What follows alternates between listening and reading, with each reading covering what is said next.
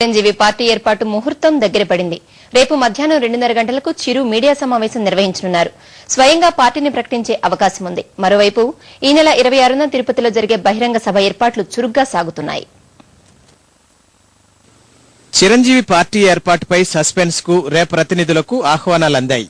Jubilee Hills road number 46లోని party కార్యాలయంలో విలేకరుల సమావేశం జరగనుంది. మీడియా ప్రతినిధులకు పంపించిన ప్రతి ఆహ్వానంపై చిరంజీవి స్వయంగా సంతకాలు చేయడం విశేషం.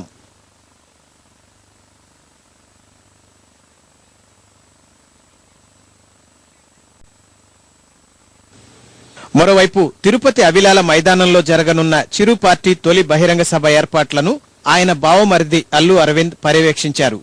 సమయం తక్కువగా ఉందని పనులు వేగవంతం చేయాలని ఆయన సూచించారు.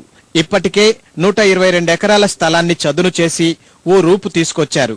డిజిటల్ స్క్రీన్ల ఏర్పాటు, పార్కింగ్ అంశాల గురించి స్థానిక సభ నిర్వహణ కమిటీతో చర్చించారు. చిరంజీవి రేపు కేవలం మీడియా ప్రతినిధులతో మాత్రమే సమావేశమవుతారని అరవింద్ స్పష్టం చేశారు.